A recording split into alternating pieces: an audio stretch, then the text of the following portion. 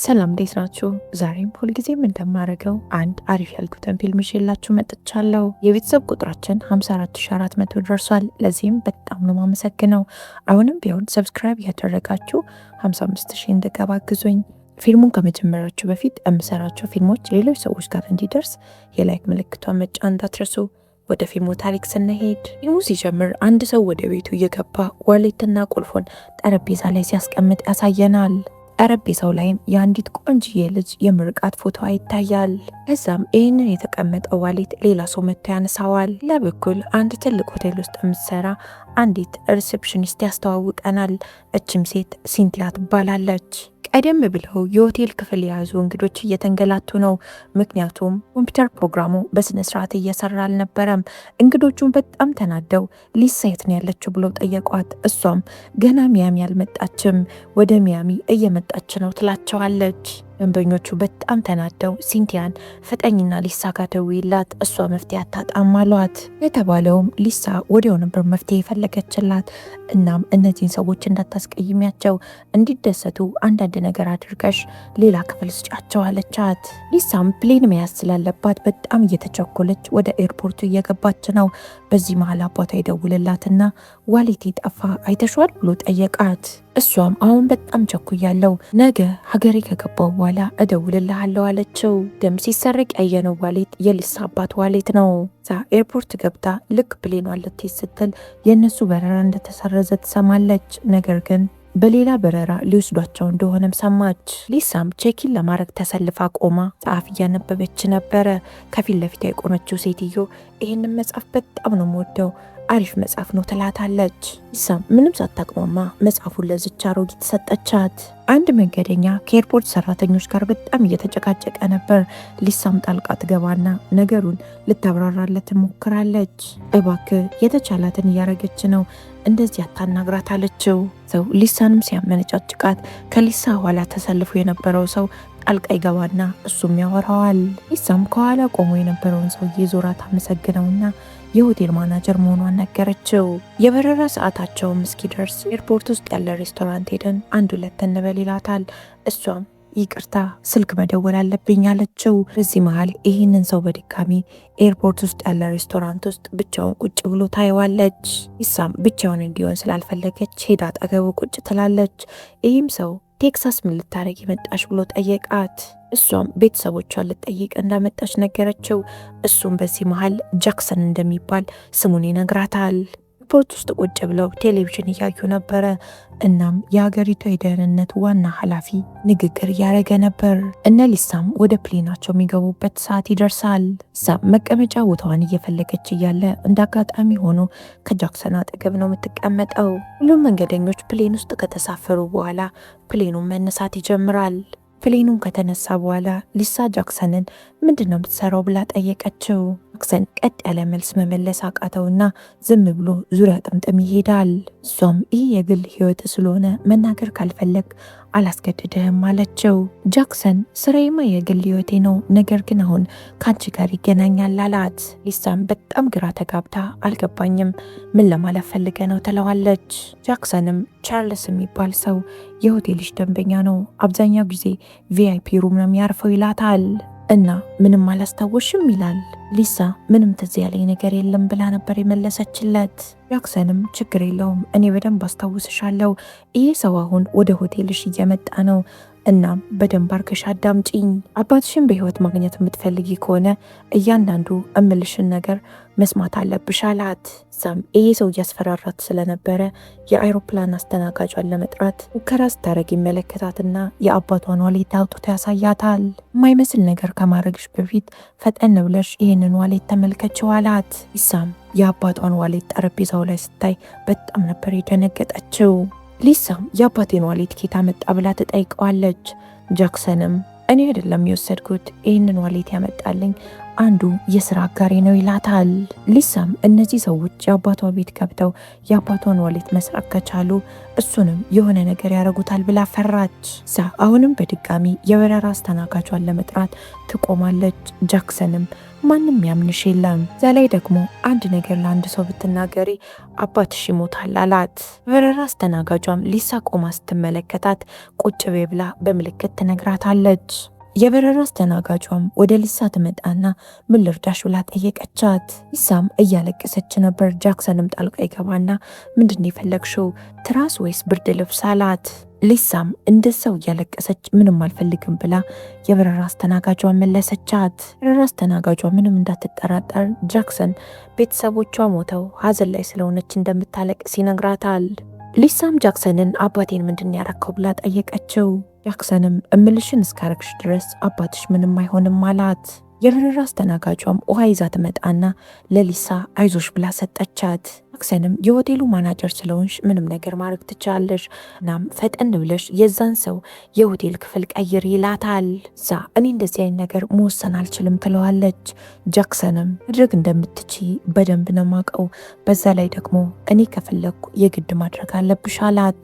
ጃክሰንም ፈጠን ብላ ስልክ እንድትደውል ያስገድዳታል። ሊሳ ለማድረግ እያቅማማች እንደሆነ ሲመለከት አትርሺ፣ የአባትሽ ህይወት በእጅ ውስጥ ነው ይላታል።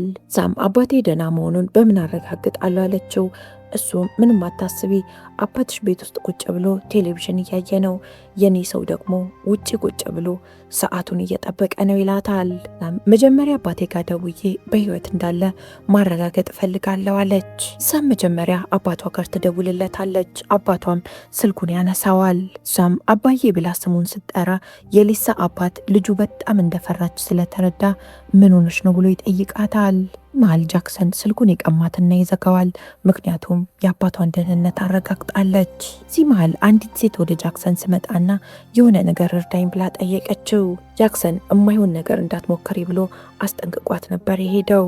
እዚህ መሀል ሊሳ ቀደም ብላ መጽሐፍ የሰጠቻት ሴትዮ ወደ ሊሳ ትመጣና እባክሽ ይሄ መጽሐፍ አንዳንድ ያልገቡኝ ነገሮች አሉት፣ እስኪ ግልጽ አድርጊልኝ ብላ መጣችና ጠየቀቻት። ሊሳም ያልገቡሽን ነገሮች አብራርቼ አንዳንድ ነገሮች ጽፍልሻለሁ ብላ እስክሪብቶውን ትቀበልና ሊሳ መጽሐፉ ላይ እርዳታ ለማግኘት ጽሑፍ ትጽፋለች። ጃክሰን ያቺን ሴትዮ እየረዳት በአንድ በኩል ደግሞ ሊሳንም እየተመለከታት ነበር። ጃክሰንም መቶ ቦታው ላይ ከተቀመጠ በኋላ አውቃለሁ እዛች ሴትዮ መጽሐፍ ላይ ምን እንደጻፍሽ አውቃለሁ፣ ነገሮችን ለምን እንደምታወሳስቢ ምንም አልገባኝም ይላታል። ያንም በጣም ተናዶ ትክክለኛውን ሰዓት ጠብቆ ሊሳን በቴስታ ይላትና ራሷን እንድትስት ያረጋታል። ዛም አንገቷ ስር ትራስ አስገባና የተኛች እንድትመስል አረጋት። ፕሌን ውስጥ አንድ ትንሽ ልጅ ሁሉም ተኝቶ እያለ እንቅልፍ እምቢ ብሎት ስዕል እየሳለ ይጫወታል። ከተወሰነ ደቂቃ በኋላ ሊሳ ራሷን እያወቀች መጣች። ትነቃ ለዛች አሮጊት የሰጠቻትን መጽሐፍ የጃክሰን እጅ ላይ ተመለከተችው። ሊሳም ዞር ብለው ወደ አሮጊቷ ስትመለከት አሮጊቷ ተኝታ እንዳለች አየች። ጃክሰንም ቢያንስ ለአንድ ሰዓት ራስሽን ስተሽ ተኝተሽ ነበር አላት። ሰውዬ የሆቴል ክፍልም አልተቀየረም፣ ስለዚህ ፈጠን ብለሽ ደዊና የሆቴል ክፍሉን አትቀይሪ ይላታል። ሊሳም ወደ ሆቴሉ ትደውልና ሲንቲያን አገናኙኝ ብላ ጠየቀች። እዚህ መሃል በአየር ንብረቱ ምክንያት ስልኩ እንደተቋረጠ ያሳየናል።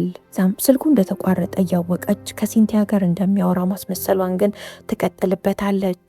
ሌሎች ሰዎች ስልክ እያወሩ ሲቋረጥባቸው ሲመለከት ውሸቷን እንደሆነ ወዲያው ነበር የተረዳው። ምንም ስልኩን ተቀብሏት ድምፅ እንዳለ ለመስማት ሲሞክር ስልኩ እንደተቋረጠ አወቀ። የበረራ አስተናጋጇን ጠርቷት ለምንድነው ስልኩ ማይሰራው ብሎ ይጠይቃታል። ስልኩ እየሰራ ያልሆነው በአየር ንብረቱ ምክንያት እንደሆነ ይነገረዋል። እናም የአየር ንብረቱ እየተስተካከለ ሲመጣ ስልኩም እንደሚሰራ ስለተነገረው ደግመሽ ትደውያለሽ አላት። ሊሳም ጃክሰንን ስልኩ እንደውም አልሰራም ብሎ ቢያስቸግረን ምን ታረጋለህ ብላ ጠየቀችው። ጃክሰንም ምንም አታስቢ፣ የአባትሽን ሬሳ አሳቅፍሻለሁ ነበር ያላት። በስተመጨረሻም ፕሌኑ ከተረጋጋ በኋላ የፕሌኑ አብራሪ ተጓዦች እንዲንቀሳቀሱ ይፈቅድላቸዋል። ሊሳም ጃክሰንን ሽንት ቤት ደርሼ ልምጣ ብላ ልታስፈቅደው ትሞክራለች። ጃክሰንም አርፋ አትቀመጥም፣ የሆነ ነገር ታረጋለች ብሎ ስለፈራ እምቢ ብሎ ነበር የከለከላት። ሊሳም ሽንቷ በጣም እንደወጠራት ትነግረውና እባክህ ፍቀድልኝ ብላ ተማጸነችው። ጃክሰንም ፈቅዶላት ወደ ሽንት ቤት ስትሄድ ሽንት ቤት ውስጥ ሰው ስለነበር ውጪ ቆማ መጠበቅ ነበረባት። ይህ ሁሉ ሰዓት ጃክሰን ዝም ብሎ ቆሞ አይኑን ከሊሳ ላይ አላነሳም። ሊሳም ሽንት ቤት የነበረው ሰው ሲወጣ ወደ ሽንት ቤት ትገባለች። ሊሳ እስክትወጣ ደግሞ አንዲት ሕፃን ልጅ ቆማ ትጠብቃታለች። በዚህ መሃል እቺ ሕፃን ልጅ ጃክሰን ላይ ዝም ብላ ታፈጥበታለች። ሊሳም ወደ ሽንት ቤት እንደገባች ወዲያው ማልቀስ ነበር የጀመረችው። በዚህ መሃል ጃክሰን የስልኩ መስመር እንደተስተካከለ ያውቃል። ጃክሰንም ነገረ ስራዋ ደስ ስላላለው ልክ ሽንት ቤት ስትወጣ በር ላይ ቆሞ ጠበቃት። እናም የሽንት ቤቱ መስታወት ላይ የሆነ ነገር ጽፋ ነበር። ጃክሰንም በድርጊቷ በጣም ተናዶ ያንቃትና የሽንት ቤቱን በር ይዘጋዋል። ሊሳም እባክህ አባቴ አካባቢ ያለውን ሰው እንዲርቅ ንገረው ብላ ለመነችው። ጃክሰን እኔ አንቺንና አባትሽን ላለመጉዳት የተቻለኝን እያረኩ ነው፣ አንቺ ግን በጣም እያናደድሽኝ ነው ይላታል። እናም መጥፎ ነገር እያደረግሽ እኔንም እንድሳሳት አትገፋፊኝ ብሎ እሱ ራሱ ለመናት።